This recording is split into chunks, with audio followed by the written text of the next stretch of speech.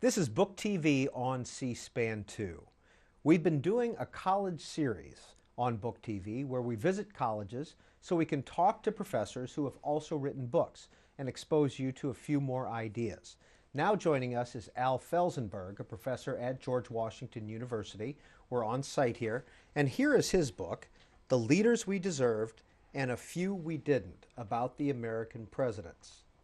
Al Felzenberg, how do we typically rate presidents? Not well. Every President's Day or July 4th or slow time in the news, we're told by the newspapers that yet another poll has been done where a ballot was sent to 50 historians, 100 historians, and here are the great presidents. They usually put them into 5 categories: great, near great, average, below average, and failure, okay, with various changes in it. And they don't tell us what goes into the criteria. All the familiar faces come up, the ones we see on the currency, the ones we build monuments to in this city and others, but they never really tell you what distinguishes the great from the ordinary. And I was just overjoyed yesterday to see that somebody's putting a bill in Congress giving George Washington back his birthday. Somebody decided in the 70s that all great men were born on a weekend. And so every holiday was changed except Veterans Day and July 4th, which you can't change July 4th to a weekend. All presidents are the same, but they're not the same. And the result is students have a very hard time distinguishing them to the extent they study any history at all, which gets us to other polls. What do they know? So I thought that I would try my own, and I would actually tell the viewer what I think make for a great president, and I invite the viewer to disagree with me. I don't really care how people come out, but I'd like to know when I'm teaching students that they can defend their opinions with facts and with stories and with evidence. So I came up with 6 categories. And students like this because they all get grades in various courses. They get biology and French, whatever. So I gave them grades in 6 categories. 3 are personal components. Presidential character. We heard a lot about character during the 2 impeachments in our lifetime. Okay, what I call vision. I mean, why do they want the job? And in retrospect, was it the right vision for the country at the time or the wrong vision? Competence. And I always love to say, you know what? I don't want to pick on Mr. Carter because he gets picked on a great deal, but I would say the point of having exemplary character and having a sense of vision, particularly in the environmental front, where we look back on that as a time missed, but not the competence to implement it. And so presidents who were pushed around more by events than changed events and made history. And then I play out these 3 components over a couple of policy areas that no president can avoid. One is economic leadership. One is national defense, call it what you want, foreign policy, national defense, national security. They all have to deal with the rest of the world in some way. And then the hard one is how well they extended or preserved liberty. This is the founding ideal of our nation. Sometimes from the mind or the mouths of foreigners, we learn more about ourselves, and we still quote de Tocqueville. Well, when Mrs. Thatcher stepped down as British Prime Minister, she said ours was the first nation deliberately formed on an idea. Not on land, not on bloodlines, not on heredity, an idea of freedom, an idea of liberty. Whether it shrunk under presidential terms or expanded, not only home but abroad, is the 6th criteria that I use, 6th component, rather. What's the value in rating presidents? Well, I think it's a story of leadership. Only 44 men in 230-something years became president of the United States. That's a very, very small club. To get in it, most of them fought very hard to get there, all but George Washington. At some point, had to ask for the job. And to have gotten there, they had to have something going for them in their time. They didn't all succeed.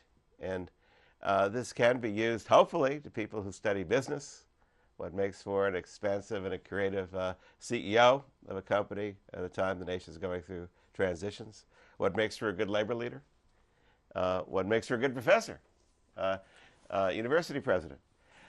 So here are some of the best known Americans in the world, and they were not equal. All presidents are not equal. We shouldn't celebrate the office on President's Day.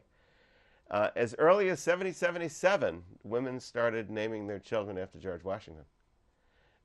Without 24/7 news, without the internet, without television, and heaven knows without C-SPAN, there was something in the man's character and in the man's innate nobility or sense of sacrifice that ordinary Americans, we used to call them common men, but there were no common men or women.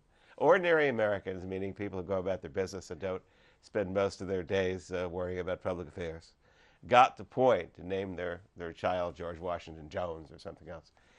And there aren't too many. I don't want to offend any listeners. There aren't too many Franklin Pierces running around and Warren Hardings running around, unless they're direct descendants or so. But I thought that matters. It matters a great deal. Do American presidents benefit or suffer because of their predecessors? Often. Rankings? Well, America is very interesting.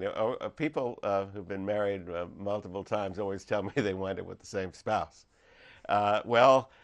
In presidential selection, it's always the opposite. We always want the opposite of what we had before.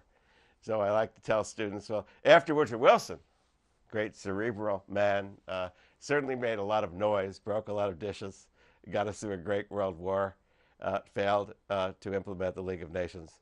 The country was exhausted.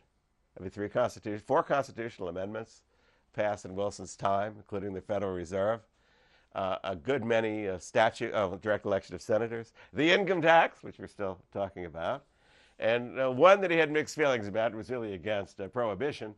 But other progressives thought, what Herbert Hoover called it, it was a noble experiment. So they were divided on that one. But 4 constitutional amendments of World War, a Federal Reserve, abolishing child labor, regulating the trusts, they had enough. So the slogan was back to normalcy, and we got Warren Harding, not the most intellectual of our presidents, not the most visionary of our presidents. After 8 years of serenity and prudence, bordering on boredom, America wanted Camelot. So from Ike to Jack, a very startling inaugural.